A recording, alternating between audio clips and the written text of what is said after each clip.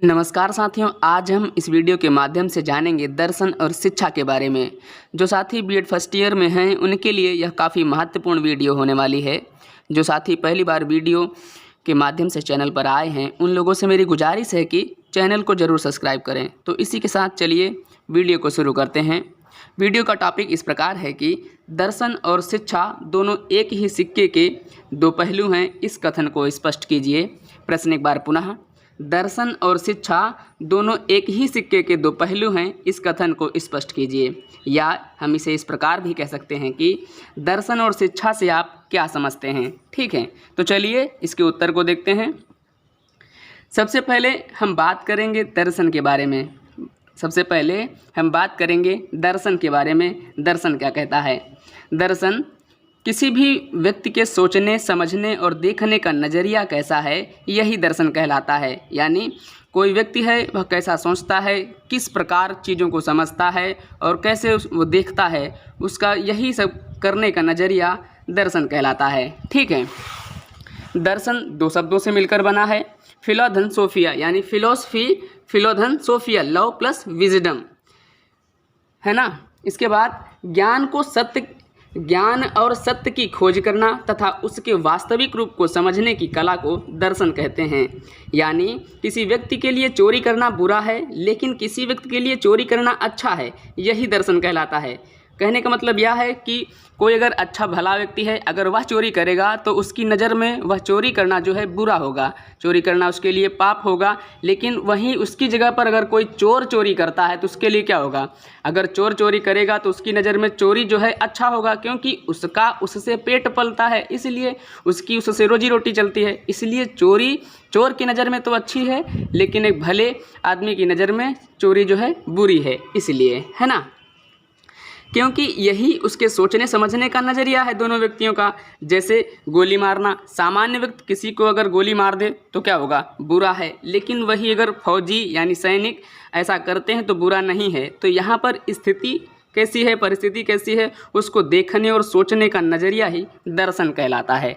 ठीक है, ऐसे व्यक्ति जिनके मन में कुछ ना कुछ सवाल उठते रहते हैं और वे लोग उसके उत्तर को हमेशा ढूंढते रहते हैं, है ना, और समझते रहते हैं, वही दार्शनिक कहलाते हैं। यानी उनके मन में कुछ सवाल उठते रहते हैं, जिज्ञासु प्रवृत्ति के होते हैं और उन्हीं सवालों के जवाब को ढूंढने के लिए कार्य करते रहते हैं कि उसके उत्तर को वो ढूंढ सकें, समझ सकें, वो लोग दार्शनिक कहलाते हैं। ठीक, यानी ऐसे व्यक्ति जो अपनी सोच तथा अपने नज़रिए से किसी प्रश्न के उत्तर को गहराई से जांचते हैं, परखते हैं, है ना, फिर उसको अनुभव करते हैं उसका, है ना, फिर अपने अनुभव के आधार पर अपना तर्क देते हैं उस बात के संबंध में जिस पर उन्होंने काफ़ी सोच विचार की है, जांच की है, उसको परखा है, अनुभव किया है ना, उसके अनुसार अपना तर्क देंगे। तो ऐसे व्यक्ति जो है दार्शनिक कहलाते हैं, इसी को हम दर्शन कहते हैं। ठीक है, कुल मिलाकर दर्शन किसी भी व्यक्ति के सोचने, समझने और देखने का नज़रिया कैसा है,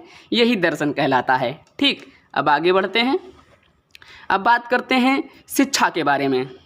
शिक्षा क्या कहती है? शिक्षा जो है एजुकेशन, यानी दो शब्दों से मिलकर बना है, ई प्लस डी को। ई का मतलब होता है अंदर से, डी को का मतलब होता है बाहर निकालना। प्रत्येक बालक में सारी शक्तियाँ पहले से ही उसके शरीर में छिपी होती हैं, है ना। शिक्षा का यही काम होता है कि छिपी हुई शक्तियों को बाहर निकाले, है ना। उसके अंदर जो एबिलिटी, जो पावर है ना, जो समझ है, बूझ है, वो सब शिक्षा के माध्यम से उसको उजागर किया जा सकता है। बालक का चहुमुखी विकास किया जा सकता है, जिससे बालक अपने साथ साथ आगे चलकर समाज की तथा देश की उन्नति कर सके। ठीक है, इस प्रकार जब सबका विकास होगा तो यही शिक्षा कहलाता है। इस पर हमने पिछली वीडियो में काफ़ी विस्तार से चर्चा की है, आप उसको देख सकते हैं। ठीक है, स्वामी विवेकानंद ने शिक्षा के संबंध में अपना तर्क दिया है कि मानव की संपूर्णता को प्रकट करने को ही शिक्षा कहते हैं। यानी शिक्षा के द्वारा किसी व्यक्ति का चहुमुखी विकास होना, है ना, उसके अंदर सारे गुण, सर्वगुण संपन्न होना, वही शिक्षा कहलाता है, विवेकानंद ने कहा है। इसी प्रकार टैगोर ने शिक्षा के संबंध में अपना तर्क दिया है, अपना मत दिया है कि शिक्षा यानी जो परम सत्य की खोज में मन को सहायक हो, शिक्षा जो परम सत्य की खोज में मन को सहायक हो, वही शिक्षा कहलाती है। ठीक, अब हम बात करते हैं दर्शन तथा शिक्षा में क्या संबंध है, उसके बारे में बात करते हैं।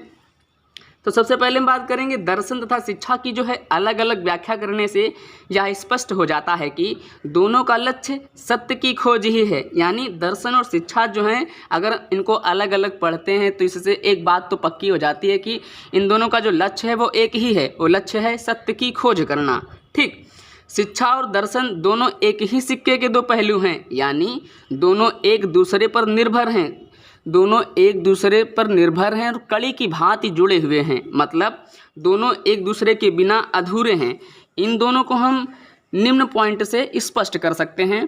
पहला पॉइंट, प्रत्येक व्यक्ति के जीवन का एक अनिवार्य लक्ष्य होता है, यही दर्शन कहलाता है। जैसे अनिवार्य लक्ष्य क्या हो गया, आत्मा और परमात्मा का मिलन होना प्रत्येक व्यक्ति के लिए ये निश्चित होता है ना, और इसी लक्ष्य को प्राप्त करवाना शिक्षा का काम होता है।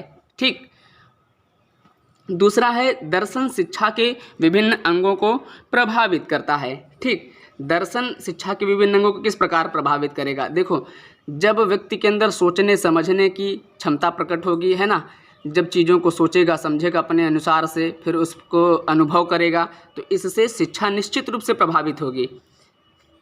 फिर तीसरा पॉइंट है, महान दार्शनिक महान शिक्षा शास्त्री भी हुए हैं, यानी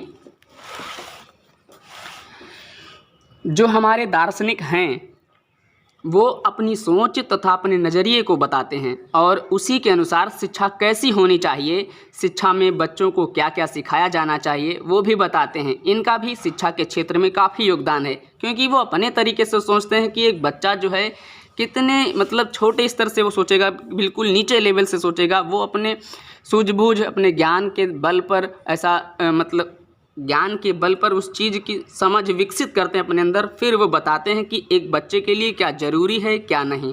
ठीक, चौथा पॉइंट कहता है दर्शन हमारी सोच में है और उसको वास्तविक जीवन में लागू करना ही शिक्षा कहलाता है। दर्शन हमारी सोच में है और उसको वास्तविक जीवन में लागू करना शिक्षा कहलाता है। पांचवा, शिक्षा लक्ष्य को प्राप्त करने का साधन है। ठीक, शिक्षा लक्ष्य को प्राप्त करने का साधन है। इस प्रकार हम कह सकते हैं कि शिक्षा और दर्शन दोनों एक दूसरे पर निर्भर हैं, यानी दोनों एक दूसरे के बिना अधूरे हैं, क्योंकि दोनों एक दूसरे से कड़ी की भांति जुड़े हुए हैं और दोनों का लक्ष्य जो है एक ही है, सत्य की खोज। ठीक है, आज के लिए इतना ही, धन्यवाद।